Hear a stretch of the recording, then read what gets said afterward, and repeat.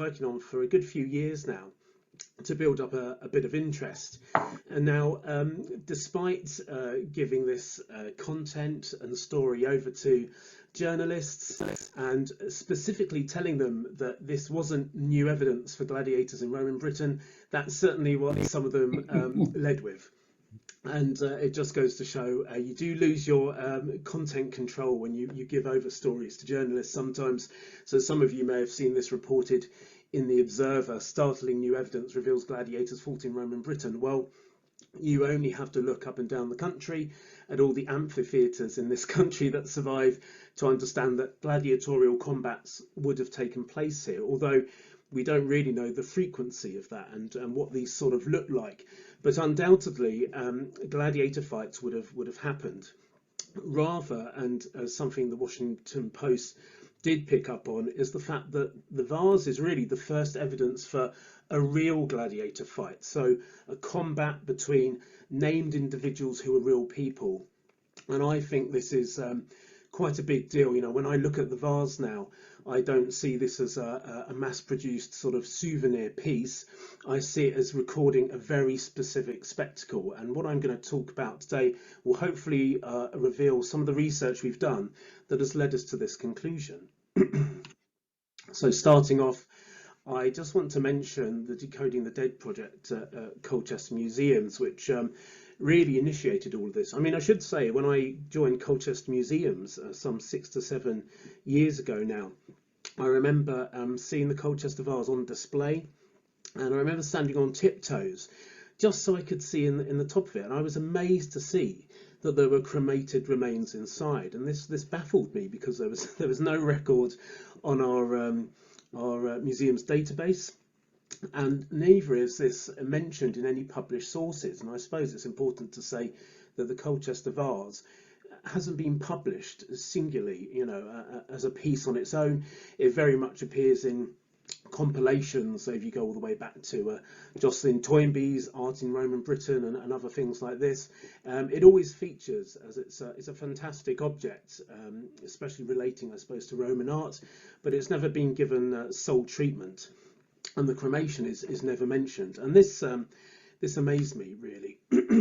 And the more I looked into it, the more I found that we had Roman cremated remains surviving with their original vessels, and we have something like over 100, and these form the antiquarian and historic archaeology collections that underpin Colchester Museum's fantastic Roman collection.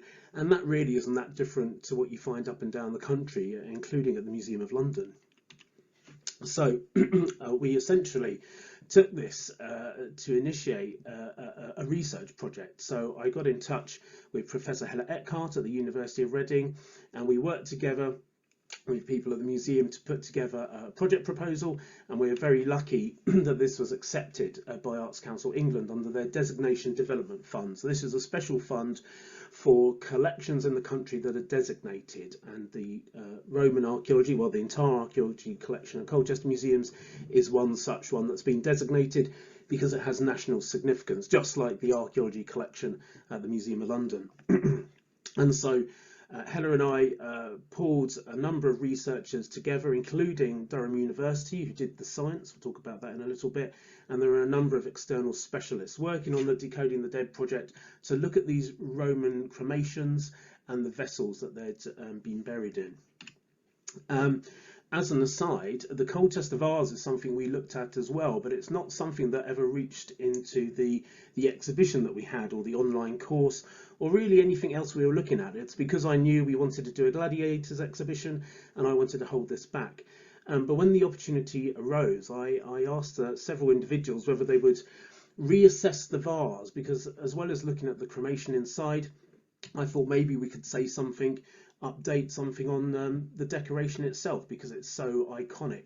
And so Nina Crummy, the well-known Roman finds specialist, came on board, as well as Joanna Bird, who's known as a ceramic specialist, especially of Samian ware, and Dr. John Pearce at King's College London, who, as well as an epigraphist, is really interested in Roman death and burial, and as well as Spectacula themselves, so arena games.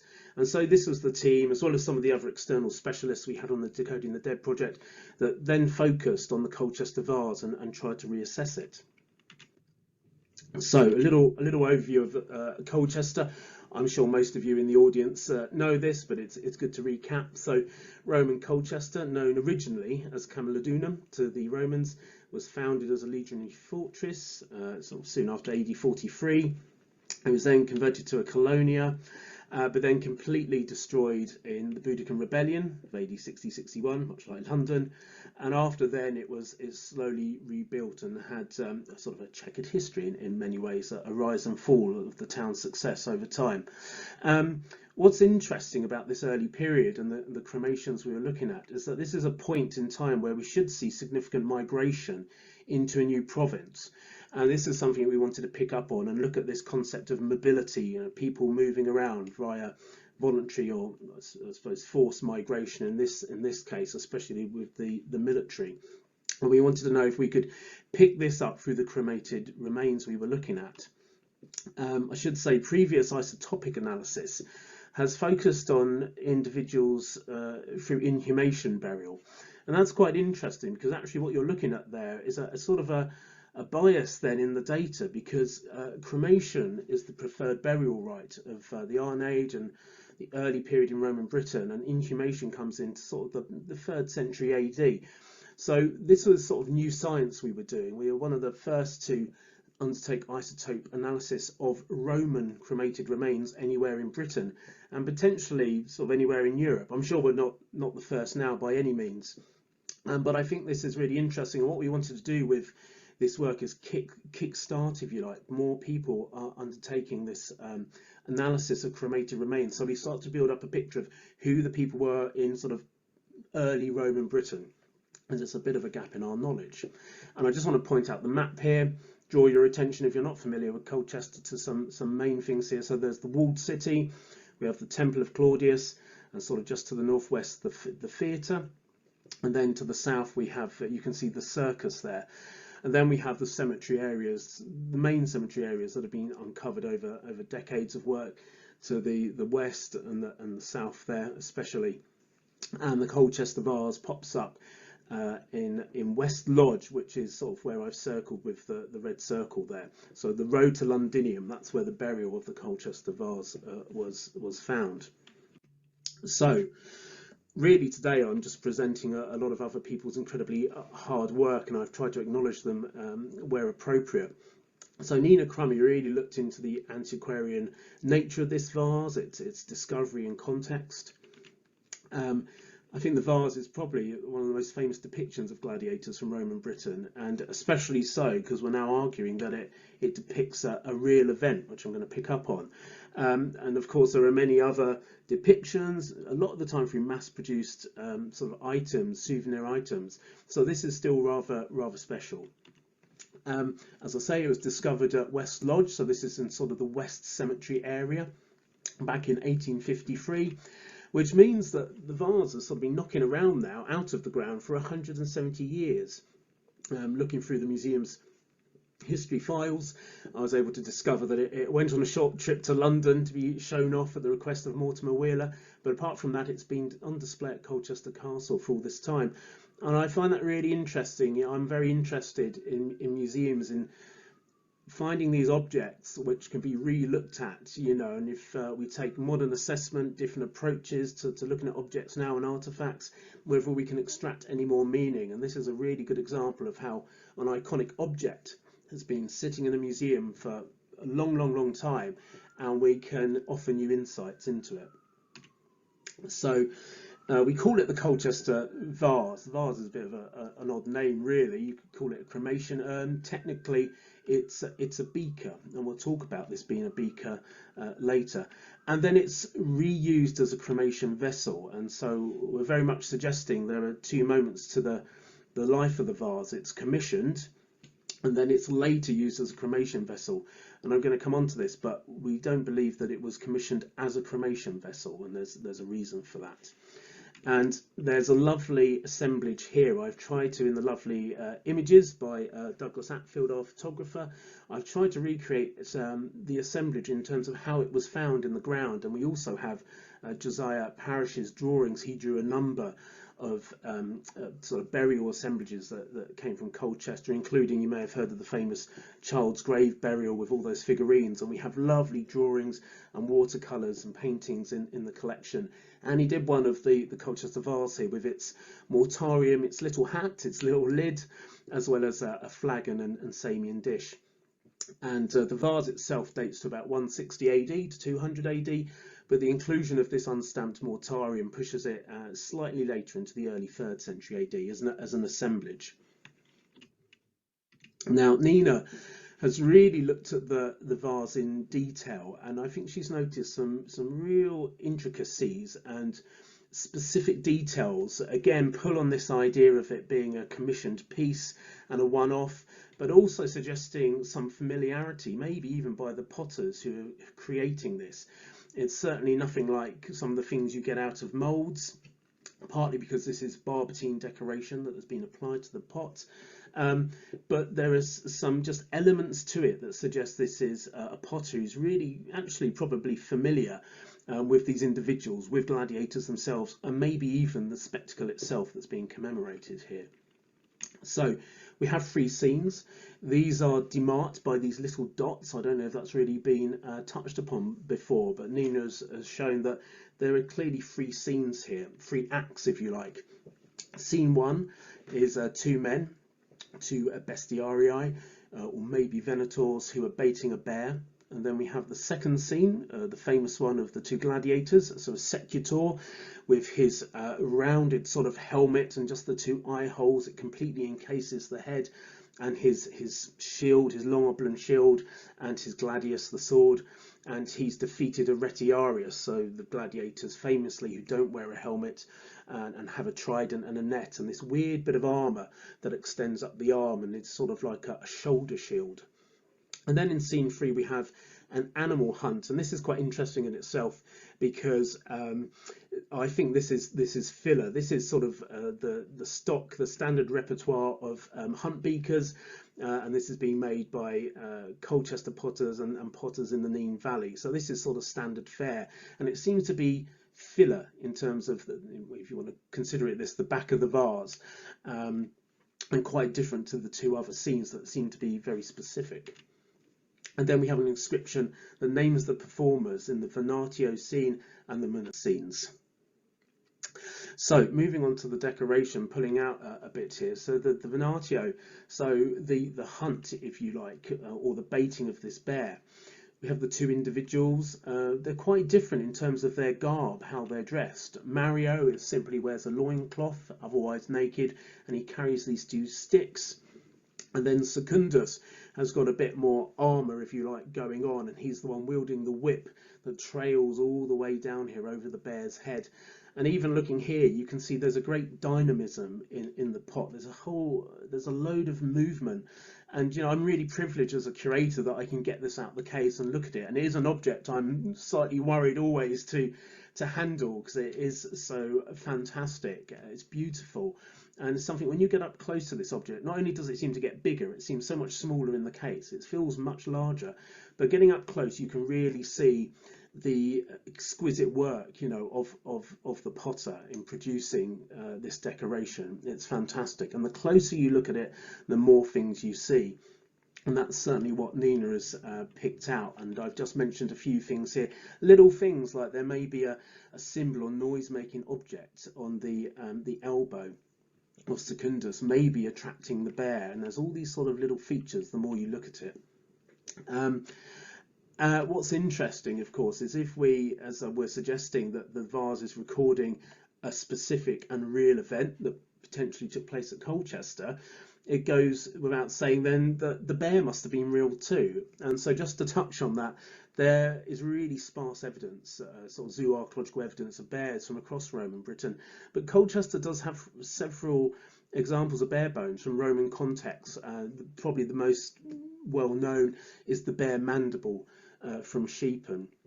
And it's interesting because, of course, that perhaps then suggests a real live bear, or dead bear, I suppose, being present in Colchester, but not just its pelt. So depending on the bits of bone you get, it could be you're just seeing sort of bear pelts coming in. But this seems to suggest that we may have had a real live bear. And some of you may know Nina Crummy is particularly interested in bears. She's studied the little jet bear figurines before, and it's interesting that we see other colour-coded wares coming from Colchester that seem to depict quite unique scenes, and we wonder if this starts to feed into, again, potters responding to potentially local performances and familiar events to Colchester if bears were sort of featuring quite a bit. And I've just given a couple of examples here. So moving on to scene 2, the munus. So again, to skip over, you can obviously read this, but we have our left-handed secutor, Memnon.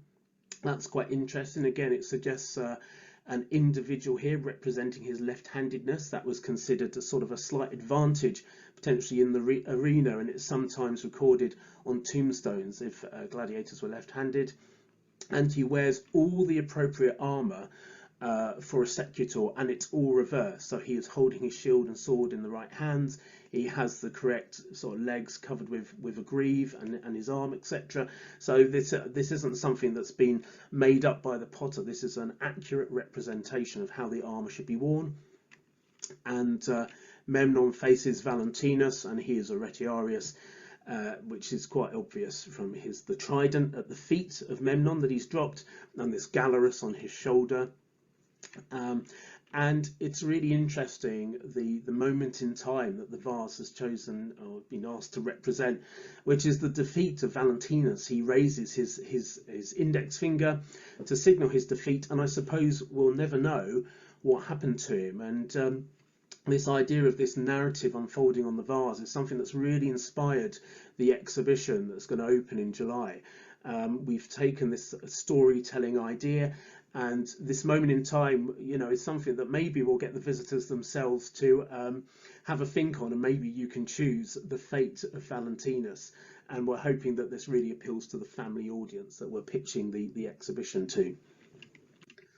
So moving on to the production of the vase, Joanna Bird has reassessed really the pottery industry, trying to put the vase in its context. And pottery is big business in Colchester. It's a really thriving industry for a long time, all the way up to the 4th century AD. And at Colchester, in the kilns there, they're making all types of fabrics as well as specialised wares. And it's important to state that Colchester is one of only 2 places known to have made Samian ware in Roman Britain. So not all these other colour coat knockoffs, but you know, proper Samian ware.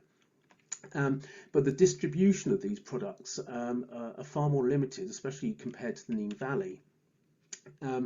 Coming back to the vase, because we're starting to argue that it's a product of the Colchester kilns, it has always fought in some instances to maybe be a German product, to coming from sort of the Rhineland area, and that's mainly down to style. And I think it's my boss who has been speaking to people saying, you know, it's just a bit of snobbishness that we think that British potters couldn't produce this. And in some ways, I suppose it's because these aren't British potters.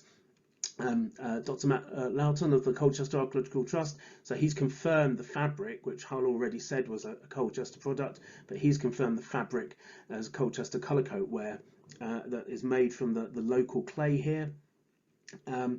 And it would have been made in the kilns to the west of the town, so not actually far from the burial itself.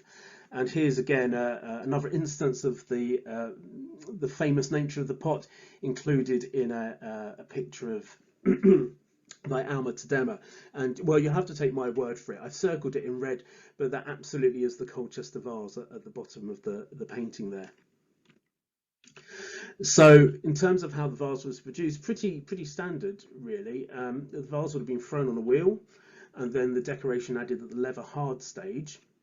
Barbotine decoration is normally applied directly to the pot, but Joanna thinks there's evidence that some of the basic figures, their shapes, have been made separately, then placed on the vase, and then further decorated. Once that was dried, it was dipped in the colour coat, Once the colour coat was dried, the inscription was then cut below the rim, showing off the clay, the colour of the clay beneath the slip. And then it was fired in a three-phase system. This is a complicated process, and it's around how the kiln is sort of oxidized and there's reducing, so adding and removing of oxygen at different points in time, and it affects the clay in the slip in different ways. And Joanne argues that this is undertaken by kiln masters, people who really know what they're doing. She also argues that the vase may have been produced by a master potter, so a septus. And a septus and several other potters we know from their dies have emigrated from East Gaul and the Rhineland, where they've been producing things like Samian ware. So when we say, you know, it's a British pot, in many ways, well, yes, it's made here, it's made in Colchester, in the Colchester kilns, but the people who are making it have emigrated from elsewhere. So having looked at where it was made, how it was made, some of the decoration, I'm quickly going to look at the inscription. So this research has been undertaken by Dr. John Pearce at King's College London. The inscription itself says Secundus, then Mario, Memnon Secutor, 9 fights, Valentinus of the 30th Legion, and he's a tyro, so he's an untested gladiator, to Memnon, who with 9 fights, who's sort of almost becoming a veteran in some senses. The inscription's been recorded in RIB, and it's classed under incised on vessels after firing. But really, and we're about to look at this, the quality of the inscription here is something that's just not paralleled with anything else. If you look at the other examples in this category, it doesn't look anything like the others. So there's some really important evidence that essentially means that this inscription was cut pre-firing, and that's the superimposition of the strokes. And I hope you can sort of see on some of the images I have here, you can almost see where the stylus, let's say, has gone into the wet clay forming these ridges, and then some letters are overlaid. And so this is sort of conclusive evidence really that this can't be done post-firing, where you would have to sort of chip, if you like, into the vessel, into the slip, and that would absolutely crack. And I've put a bad example really above. This is a little BB dish sherd with the name Sabina. Now, of course, that's not a colour coat, that's a burnished ware. But you can sort of see what I mean, where it's sort of chipped in and cracked away. It's very, very different to what we see on the Colchester vase. So this superimposition of the strokes is absolutely key to revealing this. And again, if you think of other texts especially if you think of sort of how you write onto wet clay tiles and that sort of thing, in the leather hard stage of the clay, you sort of can imagine how you would do this and overlay the letters and how it would leave this result. And John's worked out several things, including that it's the same hand responsible for the whole text, and some of the affinities it has with other writings and other epigraphy. So to sum up, the text is part of the vessel's conceptualization, if you like, which means that it's got to relate to the scenes being portrayed, these really unique scenes. And this is where we argue then that this is a product of the Colchester kilns, as well as relating to an event likely to have been put on in Colchester itself. We have a reference to the 30th Legion. This is the thing that also fed into this maybe being a German product, because the 30th Legion were never stationed in Britain. They were based in Xanten, in Germany, and it was Jocelyn Toynbee that suggested that the legions may have possessed their own troops of gladiators, but in reality there's sparse evidence for this. So how do we sort of square this relationship? Well, John thinks that there's an affiliation here to how people and animals are being procured and supplied, especially in this part of the world. So maybe it's more of an association rather than Valentinus belonging to the army. And to give you some examples, there's a number of dedications to, say, Diana, for instance, by a centurion. There's reference to a vivarium, an animal enclosure, and other dedications to Silvanus, all relating to sort of the captures of bears and the sort of management of animals. So really good evidence on that side of how the military are playing this role out there. So we've assessed how the pot was made, we've looked at the inscription and the figures. I suppose one of the last things to talk about is the cremation itself, and this was undertaken by Dr. Emily Carroll. There's quite a lot of the burnt bone survived, and she was able to work out that they would have been a male, or osteologically male, and probably aged over 40 years at the time of their death, and they even had a bit of pathology going on with some of their bones. The cremation itself is really intensely burnt. There's a lack of fragmentation. That means the pyre hasn't been stirred sort of vigorously or for hours on end, and it would take hours for a pyre like this to burn down. But this does all sort of fit the picture of what we expect, or what Emily's done a huge amount of work on cremated remains, and it fits a profile of what you'd expect from an urban cremation, if you like, assemblage, quite different to rural cremation assemblages, which are far more fragmented, suggesting that there is far more attention paid to the pyre. But in this case, the Colchester vase does fit the urban picture, and she suggests that even professional cremators may have been used here to undertake the pyre itself and manage it. Then moving on to the isotope analysis quickly. Dr. Joanna Moore and Professor Janet Montgomery and Dr. Jeff Nowell at the University of Durham undertook our isotope analysis.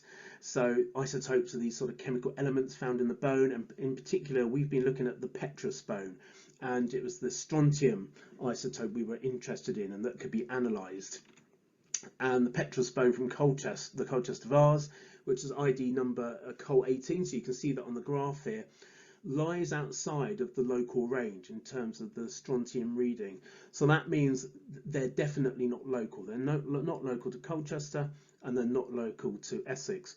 They could have been raised, they could have, and again, the isotope is reflecting on where they grew up. So they're very, very early life, first few years of life. So it's about where they grew up. This could have been somewhere in Britain, but it also matches sites outside of Britain, so northern Italy, northern Greece, Pannonia and Bavaria. So we can't pinpoint that any further. We unfortunately can't undertake the oxygen isotope analysis because that literally doesn't exist. It's been burnt out of the bone, and that's what we'd need to kind of pinpoint this person's origin more specifically. But we can say they're not local to Colchester. And then I want to quickly end with the burial of the vase. The Colchester vase is really odd in some ways because it's defined as a beaker. It is a beaker, but we normally imagine a beaker to be something you hold in the hand and drink from. But this is supersized. It's one of these massive beakers, and I don't think you can be doing the same thing with it. You can't be sort of drinking from it. You potentially could mix water and wine in it, but what's interesting about the Colchester vase is it has practically no use wear. There's a bit of damage to the rim, but that could well be through post excavation or when it was dug up, but there's absolutely no sign of how it's been used. So in reality, we wonder if this was commissioned more of a souvenir, more of as a trophy to be looked at, and it wasn't used as sort of a vessel, if you like, for water, wine, etc., and handed round.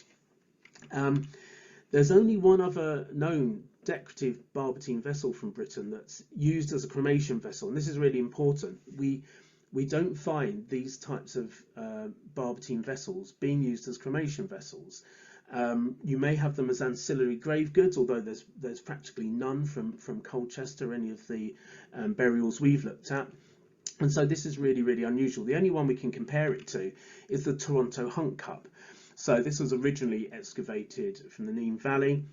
It's now in the Royal Ontario Museum in Canada.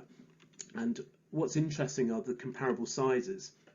So compared to the Colchester vase, it's pretty much the same width, but it is quite a bit taller, which gives it that sort of elongated look to it. And what's particularly interesting in the only other comparable example of one of these vessels being used as a cremation vessel is that we're also looking at sort of similar-ish decoration in terms of we're looking at venators, again these animal hunters and handlers, and in particular one who's sort of baiting or tormenting, again in this case a bear. So there's a real sort of synergy here, which is quite interesting. As we're on the topic of the Hunt Cup, it's important to know, and you wouldn't know this if you saw it because it's in Canada at the moment, but originally it was found with 2 large sculptures that were associated with it, and they're now in the collections of the Duke of Bedford at Woburn Abbey. And these are interpreted as monumental tomb architecture. So this would have been quite an impressive burial. Interestingly, I spoke to the late Amanda Claridge about this. She'd never seen these sculptures before and was really interested because the tunics they wear and the whips they hold are very similar to horse trainers or depictions of horse trainers in other Romano sculpture. And that makes you sort of question what's going on in terms of the burial here, who this individual was. I mean, I say maybe they could have been connected to the operation and management of maybe a vivarium. We have no other evidence for vivaria in Roman Britain, although I should say down at Fishbourne Roman Palace they're doing some fantastic work there on the zoo archaeological remains and suggesting that maybe something like this is going on there. This might be a bit fanciful, but there's certainly some sort of intimate connection, isn't there, with the training of animals, maybe horses or animals in general. So a really interesting burial to be able to compare to. And now, lastly, in conclusion, you're probably, I'm trying to predict the questions I can't be there for, but one thing you're probably thinking of all along is, well, this is all very well, but where would this have taken place? Because Colchester does not have an amphitheatre. And I'm just going to stick up 2 quick quotes here. One from Russell Miggs on Roman Ostia, and one from Nick Bateman and his associated authors on London's Roman Amphitheatre. Now, much like at Ostia, that still doesn't have an amphitheatre, it's hard to think maybe of Colchester lacking an amphitheatre when it was such a crowded, rich and important place. Maybe you can't really compare it to Ostia. That's certainly what Miggs thought of Ostia, and it lacking an amphitheatre, which he said the most popular form of entertainment in the Roman world. But I like to pick up on what Nick Bateman said, which is maybe we try and force these spectacles, these spectacular, quite rigidly into their entertainment venues, because of course Colchester does have 2 theatres. There's one out at Gosbecks and there's one in the centre of the town in association with the Temple of Claudius, and of course we have the only confirmed Roman circus from Britain. And I think that's quite important. I mean, Philip Crummy, director of the Colchester Archaeological Trust, believes that potentially there would have been an amphitheatre located within the town. And you can see on this lovely model, if you go up to Roman Circus House, where the trust is based, you can see this fantastic model, and you can see where he's placed the amphitheatre. But, that's not really based on any modern intervention in any way. I've said we've got 2 theatres and a circus, and it's important to note that there may not necessarily have been a need or an ability to build an amphitheatre. I mean, these are really expensive projects, to get the manpower to build these and the authorization. They're big things to do. And of course in Britain, gladiatorial combat and animal hunts are happening on quite a different scale, or they would have been happening on a very different scale. So is it a question around being able to build such an expensive permanent structure when other venues do exist, such as the Roman circus we have at Colchester?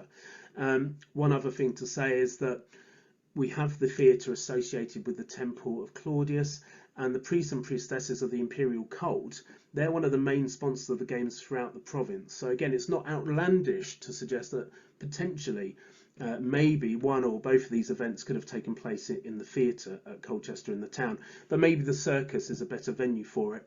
Unless at some point we find evidence for an amphitheatre, just as in the case of London, and we're just not looking in the right places, or don't have the chance to look in the right places. So I want to conclude there and just say this has been a whistle-stop tour through the research on the Colchester Vase, which has been going on for 3 years. The forthcoming papers are about to be submitted to Britannia, one by Joanna Bird and Nina Crummy, and one by myself and John Pearce, as well as Emily and the team at Durham. So you'll hopefully be able to read all this in detail in a few years' time. And of course, this is all in preparation for an exhibition at Colchester Castle, Gladiators, A Day at the Games. It's opening on the 15th of July this year. and it's the first, I think, really big exhibition that's going to focus on Spectacula from across Rome and Britain. That's our context, and we've got a huge number of lenders coming to it.